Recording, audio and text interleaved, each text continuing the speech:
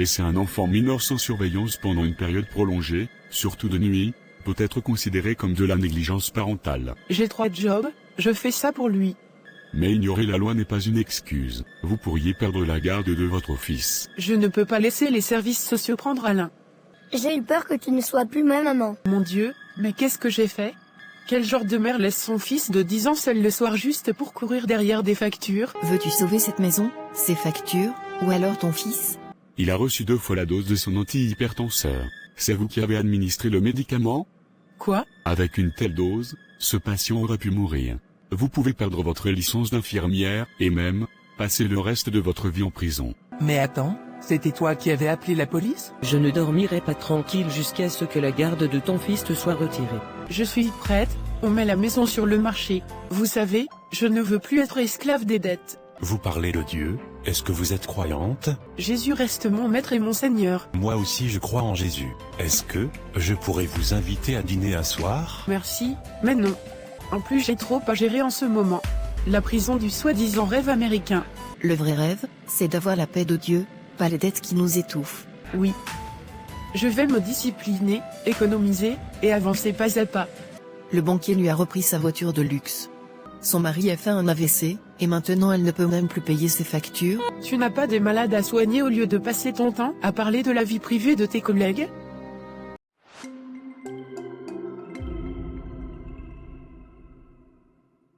Madame Tina Ellison, asseyez-vous s'il vous plaît.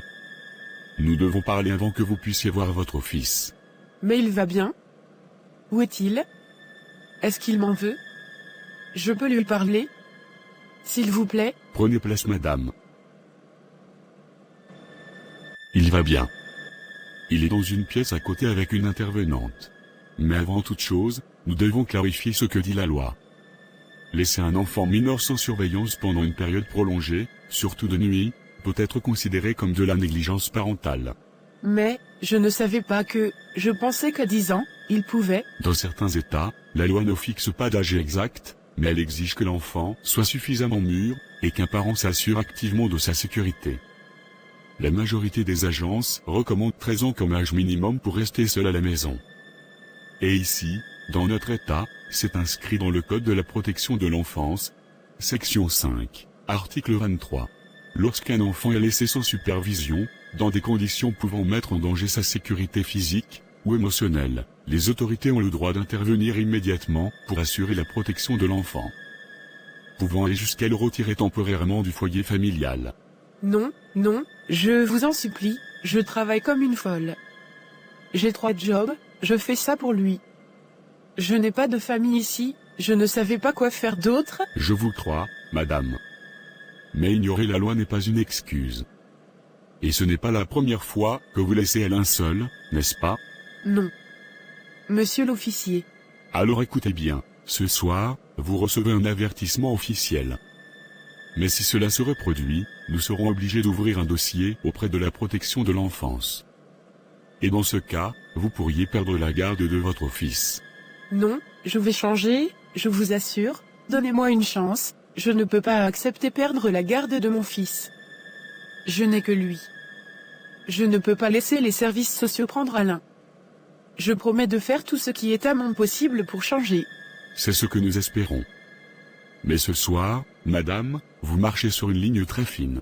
Merci beaucoup monsieur l'officier. Mon bébé. Alain. Maman est là.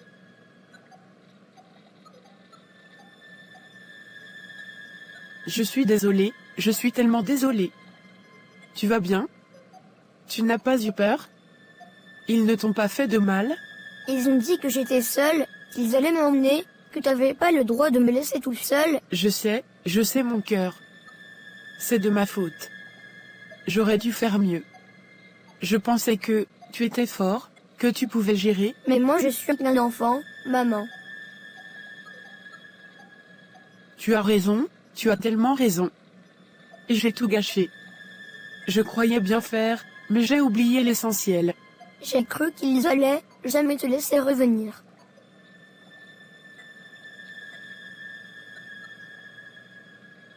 Plus jamais, tu m'entends? Plus jamais je te laisse comme ça. J'avais changé, réorganisé ma vie. faire les bons choix, mais toi tu passes en premier maintenant. Toujours.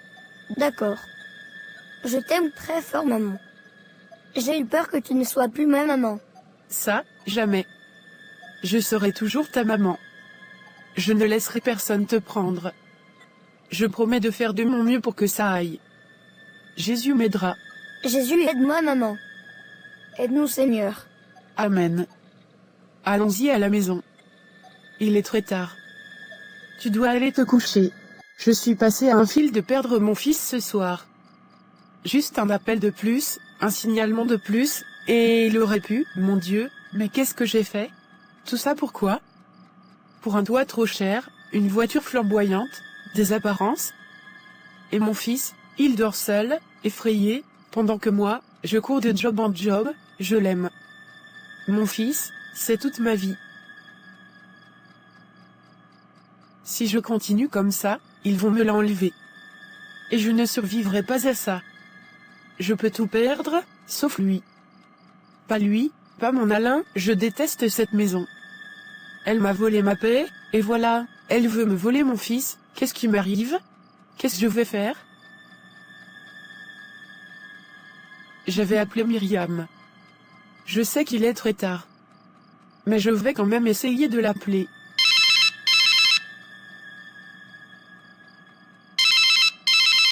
Je vais encore essayer.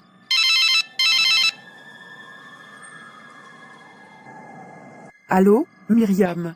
Allô? Tina, il est minuit passé, ça va? Non, Myriam, ça ne va pas du tout. J'ai failli perdre Alain ce soir, j'ai jamais eu aussi peur de ma vie. Quoi? Qu'est-ce qui s'est passé? Raconte-moi tout. La police m'a appelé, ils avaient Alain avec eux. Il était seul à la maison, ils m'ont dit que c'était la dernière fois, si ça arrive encore, ils vont me l'enlever, Myriam. Je me déteste. Quel genre de mère laisse son fils de 10 ans seul le soir juste pour courir derrière des factures, une maison trop grande et une voiture de luxe? Ô Seigneur, Tina, je suis tellement désolée que tu aies vécu ça. Mais écoute-moi, Dieu n'a pas fini avec toi. Ce n'est pas la fin, c'est peut-être le début d'un vrai changement. Je n'en peux plus, Myriam, ce style de vie me tue, et maintenant ça menace même mon fils.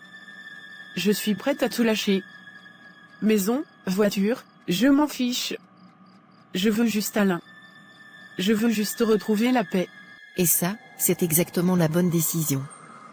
Tu sais, la Bible dit, soumettez-vous aux autorités, Romains 13, 1. Les avertissements qu'ils t'ont donnés, il faut les prendre au sérieux, pas seulement par peur de la loi, mais aussi par crainte de Dieu. En plus, c'est vraiment dangereux de laisser un enfant de cet âge seul sans surveillance. Même si Alain est discipliné et sage, des personnes malveillantes peuvent venir lui faire de mal s'ils constatent qu'il est tout le temps seul à la maison.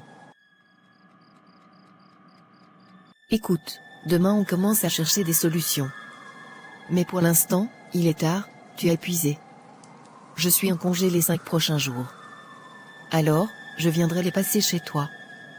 Alain ne doit plus rester seul, pas une minute de plus. T'inquiète, je vais le déposer à l'école, le chercher après l'école. Je vais cuisiner. Je ferai tout. Tu ferais ça pour moi? Arrête Tina, on ne se connaît pas aujourd'hui. Tu sais que je ferai tout pour toi. On est amis, non? Plus que des amis, tu es comme ma sœur. Et une sœur, ça ne lâche pas l'autre dans la tempête. Myriam, merci. Je sais même pas comment te remercier. Je me rends compte que tu es là pour moi plus que ma propre famille, tu ne sais pas ce que tu viens de faire Myriam. Tu viens de soulever un poids lourd de mes épaules. Ne me remercie pas encore. Remercie Dieu, parce que c'est lui qui veille sur toi et Alain. Ce soir, repose-toi. Demain, on attaque. On va renverser cette situation, Tina, mais il faut agir vite. Myriam? Il est pas encore 6 heures du matin, tu étais sérieuse? Oui, je suis sérieuse. Après tout ce que tu m'as raconté cette nuit, je n'ai presque pas dormi. J'ai réfléchi, prié, et j'ai pris une décision. D'accord Myriam. Asseyons-nous je t'en prie. Tina, ça ne peut plus continuer. Tu es épuisée, et Alain a besoin de toi vivante, présente, pas juste d'un toit au-dessus de sa tête. Ce matin, avant même d'aller au travail, Tu vas écrire ta lettre de démission pour ton deuxième job. Myriam, si je quitte ce boulot, comment je paierai toutes les factures? Et Hubert, ça m'aide aussi à arrondir les fins de mois. Tina, dis-moi sérieusement. Veux-tu sauver cette maison, ses factures, ou alors ton fils? Je vais encore te rappeler que si Alain reste une minute de plus seul dans cette maison, les services sociaux vont le prendre. Et là, tu pourras travailler librement jusqu'à te tuer, juste pour payer tes factures. Est-ce que c'est ce que tu veux? Non, évidemment. Jamais je ne laisserai les services sociaux prendre mon fils. Pardonne-moi Myriam. Je suis juste troublée. Cette situation me fait peur. Je ne m'en rends pas compte de ce que je dis. Je suis prête à tout changement. Très bien Tina. Alors, plus de deuxième job. Tu arrêtes aussi de faire le taxi. Tu dois faire confiance à Dieu maintenant. On va réorganiser ta vie. Ta santé, ton fils, et la vie de tes patients passent avant tout. D'accord. Écoute-moi bien. Tu vas quand même devoir travailler encore 2 semaines à ce deuxième job, c'est la règle. Mais je viens d'arranger mes congés.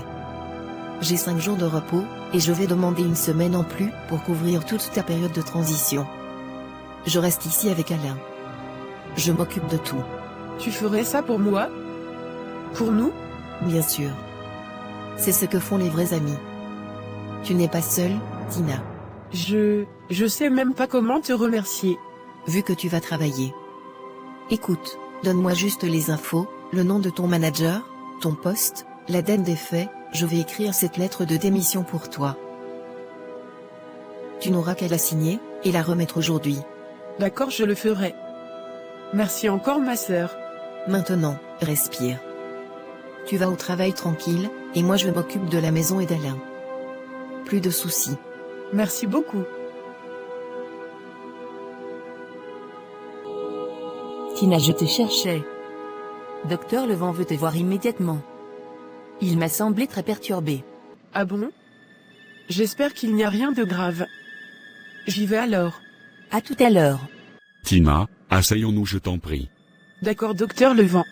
Comme tu le sais, hier ton patient de la chambre 14 a été transféré en soins intensifs. Il a reçu 2 fois la dose de son antihypertenseur. Il est maintenant en hypotension sévère. C'est vous qui avez administré le médicament? Quoi? Mais, j'ai suivi le protocole, j'étais sûr. On a revérifié les doses. C'est bien une erreur d'administration. Et ce n'est pas tout. Il y a quelques semaines vous avez documenté sur le mauvais patient, ce qui avait été corrigé plus tard par moi. Tina, qu'est-ce qui vous arrive? Qu'est-ce qui se passe? Est-ce que vous allez bien? Oui, je vais bien. Tina, regardez-moi. Ce n'est pas juste une mauvaise journée. Depuis plusieurs semaines, je vous vois fatigué, agité, souvent avec les yeux cernés. Parfois, vous semblez ailleurs, triste. Est-ce que vous dormez assez? Je dors, peut-être pas assez. Mais je crois que je dors suffisamment. Vous travaillez ailleurs? Ou il y a quelque chose dans votre vie personnelle qui vous affecte? C'est assez compliqué ces derniers temps. Et aussi très personnel. Si ça ne vous dérange pas, je ne veux pas en parler. Mais rassurez-vous, je suis en train de travailler dessus. C'est vrai, ça ce n'est pas moi. Jamais je ne ferai de mal aux patients. Je promets de faire très attention. Et ceci ne se répétera plus. Je comprends. Mais sachez que, vous êtes une excellente infirmière. Mais même les meilleurs peuvent tomber quand ils portent trop. Si vous avez besoin d'un congé, de quelques jours, ou plus, parlez-en. On peut vous aider. Vous n'êtes pas seul. Merci beaucoup docteur. Avec une telle dose, ce patient aurait pu mourir. Vous comprenez de telles conséquences? Et rappelez-vous que ce patient est le père, le fils, l'oncle de quelqu'un. Vous imaginez la douleur dans laquelle cette famille sera? Je veux que vous réalisez la gravité de ce problème. Et non seulement ça, vous pouvez perdre votre licence d'infirmière, ne plus exercer en tant qu'infirmière dans ce pays. Et même, passer le reste de votre vie en prison.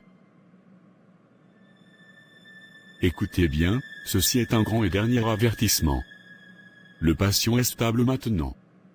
En plus l'hôpital a parlé à la famille, ils ne vont pas porter plainte. Mais sachez que si jamais ceci se répète, l'hôpital ne pourra rien faire pour vous. En plus cet hôpital a une image à conserver. Alors faites attention parce que la vie des malades, votre licence d'infirmière, et votre liberté sont en jeu. J'ai compris, docteur. Je promets de faire attention. Je comprends la gravité de cette situation. Très bien. Vous pouvez retourner travailler. D'accord. Alors Alain, comment s'est passée ta journée? Bof, pas très bien. On avait un test de maths et j'ai raté. Mon prof m'a demandé pourquoi je travaille si mal ces derniers temps. Oh mon petit, c'est normal que ce soit dur, avec tout ce que tu vis. Mais tu sais quoi? Les choses vont changer. Ta maman n'est plus toute seule. Elle reçoit de l'aide maintenant. C'est vrai?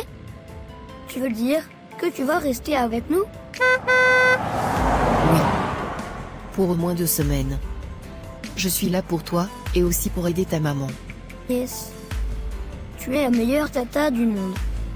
Sérieux, j'aurais jamais rêvé mieux. La meilleure tata? Ça, c'est un grand honneur. Mais tu sais, ce qui compte, c'est que tu sois tranquille et que tu retrouves ton sourire. Merci, tata. Avec toi à la maison, je me sens en sécurité. Et moi je suis heureuse d'être là. Maintenant, plus de mauvaises notes, d'accord? Promis. On va travailler ensemble et surtout, on va prier ensemble. Dieu va nous aider. Pas de courrier aujourd'hui. Alain, on y va. Oui, tata. Je suis pressée de te montrer mes dessins.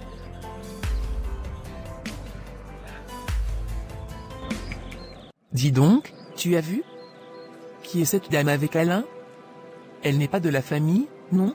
Aucune idée, mais franchement, ça m'étonne pas. Tina doit être dépassée. Tu as vu la police l'autre soir?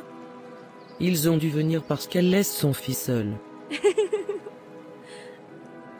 Oui, mais attends, c'était toi qui avais appelé la police? Bien sûr que oui.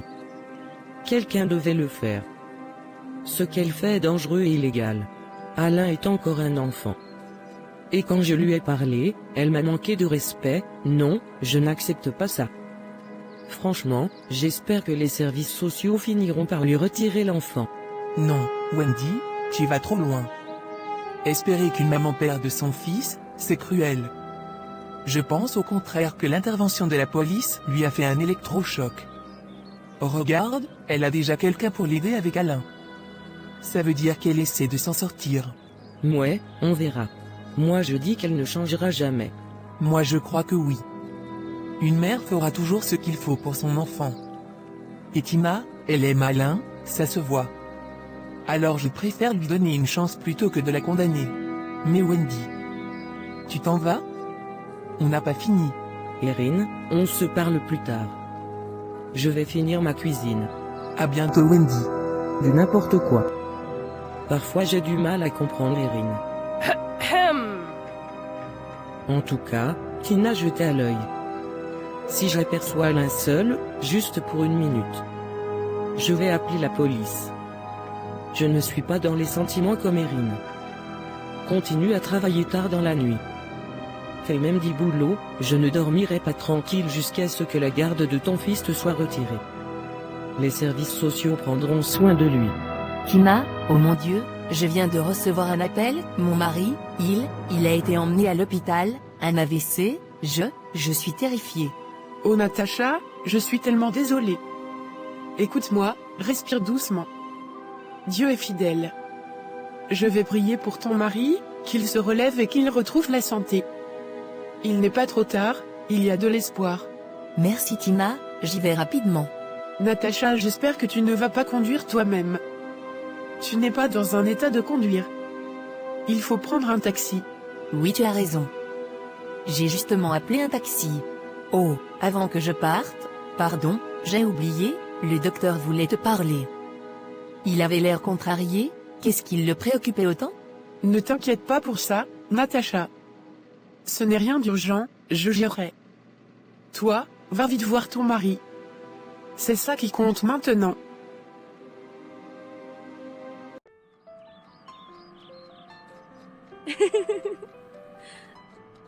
Regarde-toi, Tina. Tu es radieuse aujourd'hui. On dirait une toute nouvelle femme. Dis-moi la vérité, quel est ton secret? Est-ce qu'il y a un homme dans ta vie?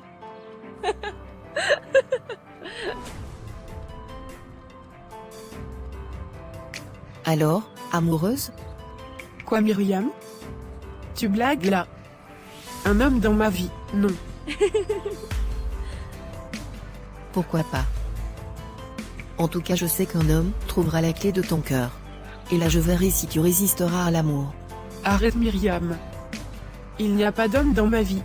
Mais si tu veux, oui, il y a de l'amour. L'amour de Dieu, l'amour de mon fils, et l'amour pour ce que je suis appelée à faire. Je suis plus déterminée que jamais, Myriam. Je veux réorganiser ma vie, plaire à Dieu dans tous mes choix. Je veux être la maman dont Alain a besoin. Et aussi l'infirmière compétente que mes patients méritent. Très bien, Tina. Tu sais, j'ai failli tout perdre, ma foi en Jésus. Non, je ne peux pas tourner le dos à Jésus pas après son sacrifice à la croix pour mes péchés. J'ai presque perdu la garde de mon fils. Le pire c'est que, mes patients auraient pu mourir à cause de ma négligence. Et par conséquent, je pouvais perdre ma licence d'infirmière que j'ai durement obtenue et même finir en prison. Myriam, tu imagines? C'est vrai, Tina. Mais Dieu m'a gardé, Myriam. Il m'a laissé toucher le fond pour que je me réveille. Maintenant, il est temps de réparer ma vie et de me relever. Je suis prête. Ça, c'est la Tina que je connais. Et maintenant, il faut agir. On va commencer par la racine de tes problèmes, ta maison. Tu vas la vendre. Oui, je sais, ça fait peur, mais écoute-moi, c'est elle qui te noie. Avec l'équité de la vente, tu pourras acheter un simple appartement de 2 chambres, assez pour toi et Alain. Ce sera une maison de départ. Et avec la grâce de Dieu, dans 3 à 5 ans, tu pourras revendre et peut-être acheter une maison individuelle ou un petit pavillon. Et ce n'est pas tout. La prochaine étape, c'est ta voiture. Tu dois la vendre aussi. Si tu récupères de l'argent dessus, tu pourras acheter une voiture d'occasion, en bon état. Rien de luxueux, juste quelque chose de fiable. Tu auras enfin un budget qui respire. Myriam, merci. Merci de ne jamais m'avoir laissé tomber. Tu es plus qu'une amie, tu es comme une sœur envoyée par Dieu. Tina, il y a une autre chose que je veux te proposer. Écoute-moi bien. Après avoir vendu ta maison, je propose que tu viennes vivre avec moi. Mon appartement a 2 chambres.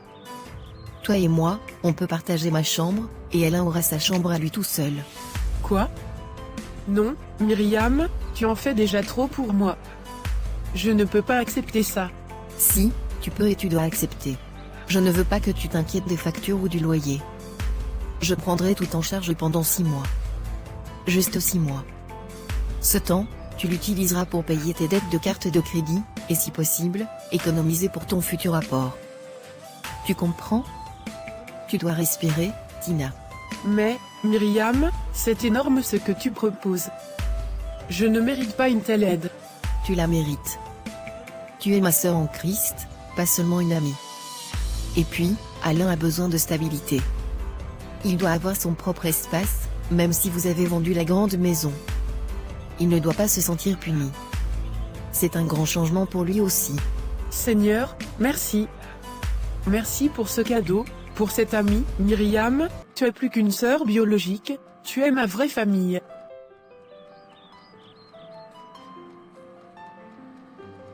Merci beaucoup ma sœur. Arrête de me remercier. Tu me rends déjà très inconfortable avec tes remerciements. Ô toi la grande Myriam, quelque chose aussi minuscule qu'un merci, te rend inconfortable? Tes merci sont très costauds.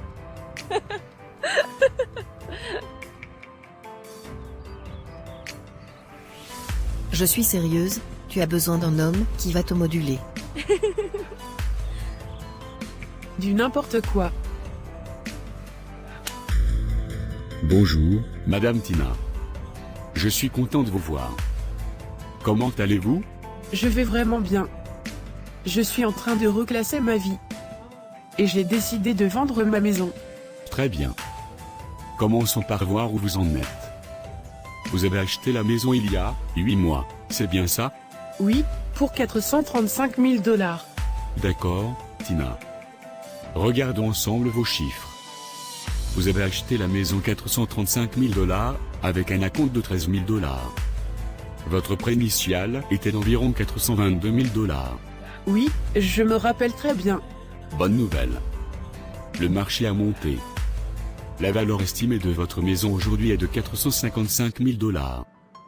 Cela veut dire que vous avez gagné 20 000 $ en valeur, sans rien faire. Vraiment? Donc j'ai 20 000 $ juste comme ça? Exactement. Ajoutons maintenant votre acompte initial de 13 000 $. Ça fait déjà 33 000 $ d'équité. Et depuis 8 mois, vous avez payé votre prêt. La majorité, ça a des intérêts, mais vous avez quand même réduit votre capital d'environ 2 500 $. Donc, si je comprends bien, ça fait combien en tout? Ça fait environ 35 000 $ d'équité brute. Maintenant, si vous décidez de vendre, il faut tenir compte des frais, commission d'agent, frais de clôture, remboursement du prêt. Mais même après tout ça, vous pourriez repartir avec environ 30 000 $ net dans votre poche. 30 000 $? C'est incroyable. Je ne pensais pas que c'était possible après seulement quelques mois. C'est la beauté de l'immobilier, Tina.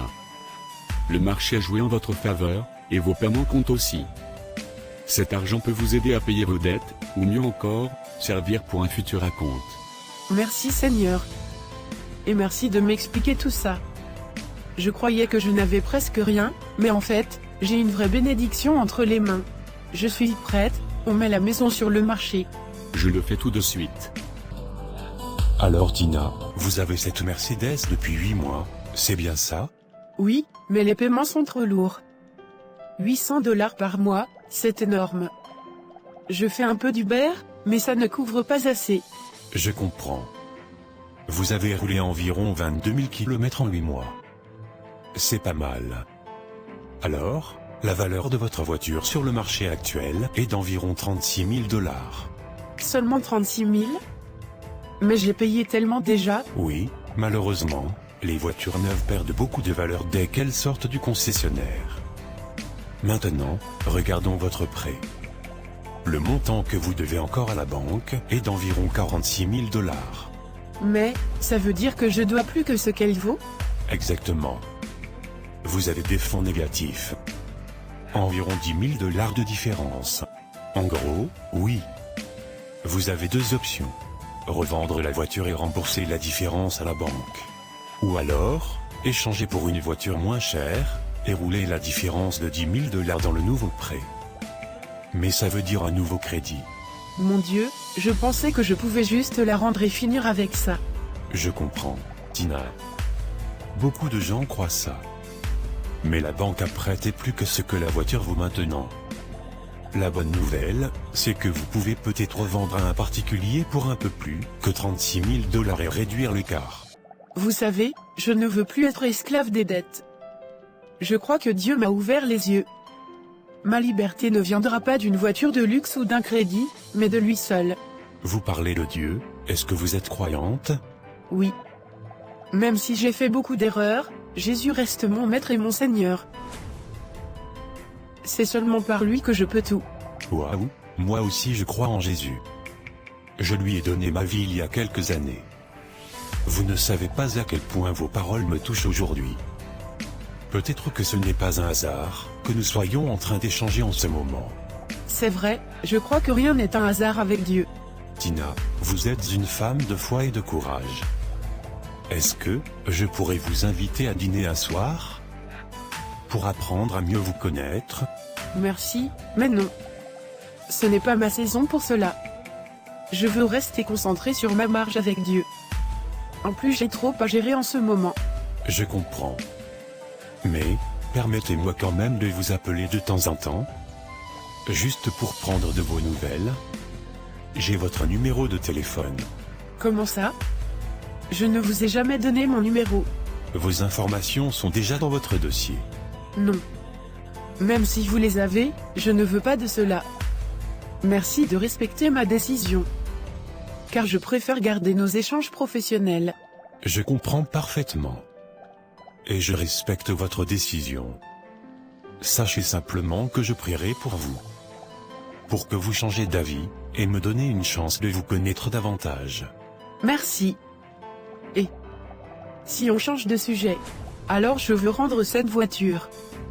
Mais, il me restera environ 10 000 $ à payer. Est-ce que la banque accepterait que je règle ça en plusieurs fois? Un plan de paiement au lieu de tout donner d'un coup? Oui, c'est possible. Généralement, la banque préfère un remboursement direct, mais si vous expliquez votre situation, ils peuvent mettre en place un plan de paiement mensuel.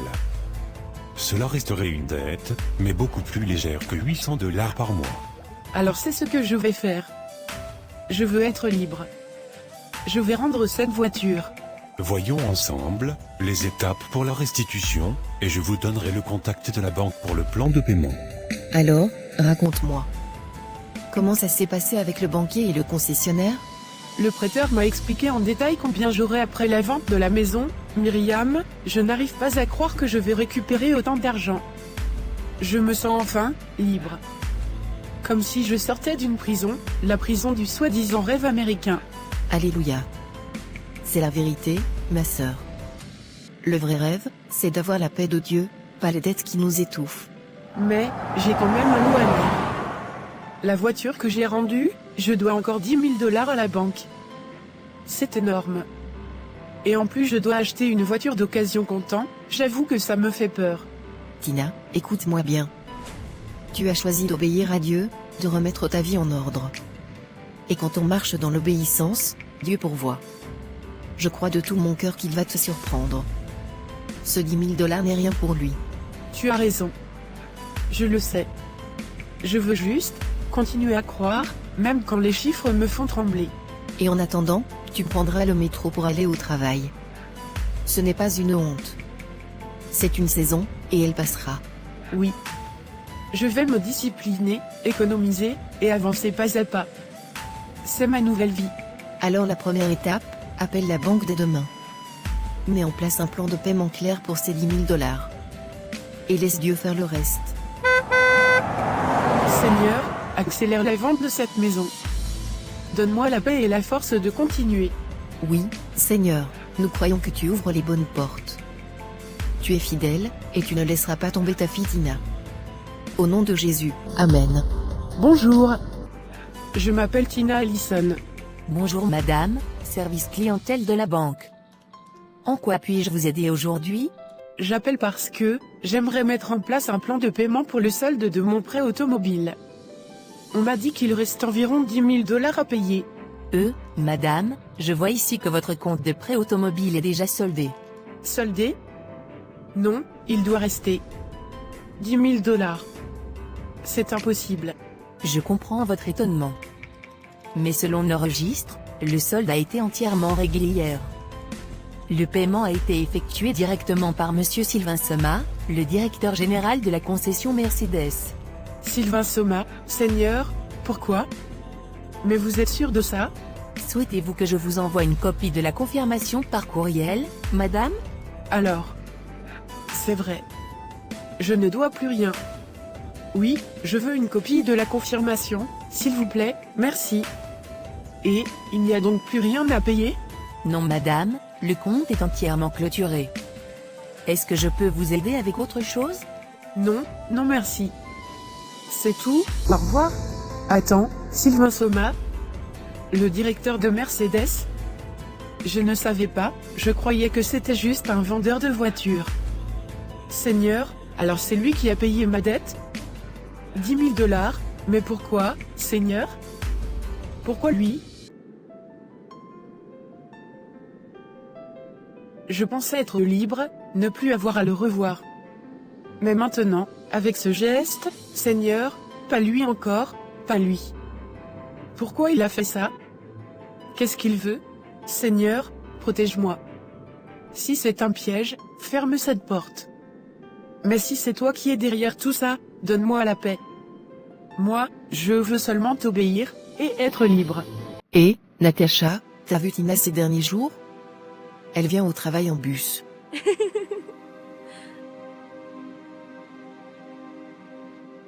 Tu sais pourquoi? Le banquier lui a repris sa voiture de luxe. Apparemment, elle a raté 3 mois de paiement. Quelle honte, Non?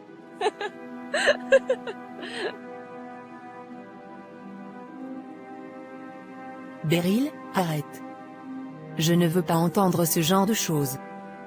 Tu ne sais même pas si c'est vrai, et même si c'était le cas, ce n'est pas ton rôle de salir son nom. Mais... qu'est-ce qui t'arrive au juste? La prochaine fois que tu veux parler de Tina, parle-lui directement au lieu de colporter des histoires. Moi, je ne participe plus à ce genre de commérage.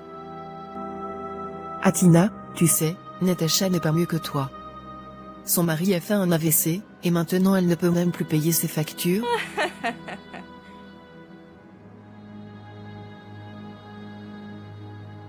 Beryl, à quoi joues-tu exactement? Tu n'as pas des malades à soigner au lieu de passer ton temps à parler de la vie privée de tes collègues? Et d'ailleurs, j'ai entendu tout ce que tu as dit à Natacha à propos de moi. Tu veux vraiment savoir? Je n'ai jamais été aussi heureuse qu'aujourd'hui. Oui, je suis libre, libre de mes dettes, libre dans mon cœur. Et c'est grâce à Jésus. Écoute, je te le dis avec respect, change ta vie, Beryl.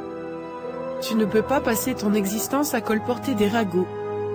Se tourner vers Jésus, c'est la meilleure décision que j'ai prise, et crois-moi, il peut aussi transformer la tienne. Je vais prendre soin de mes patients. Pourquoi ces mots me frappent autant? Elle a l'air vraiment heureuse. Et moi? Je me cache derrière les ragots, mais au fond, je suis vide. Non, je ne peux pas laisser paraître ça. En plus, ces histoires de Jésus sont bidons, c'est pour les nuls. Myriam, je dois te dire quelque chose. J'ai appelé la banque ce matin pour mettre en place un plan de paiement pour les 10 000 $, et à ma grande surprise, la dame m'a dit que la dette était complètement payée. Comment ça payé? Qui a payé ça? Le directeur de Mercedes, Sylvain Soma. Au Seigneur, merci. Que Dieu le bénisse pour ce geste. Mais, tu le connais ce monsieur? Oui. C'est un chrétien. Il m'a demandé de sortir dîner avec lui, mais j'ai refusé. Pourquoi? Tu as au moins prié à ce sujet? Non. Myriam, j'ai peur. Peur d'être encore dans une relation avec un homme. Quand le père de mon fils est mort, j'ai tellement souffert.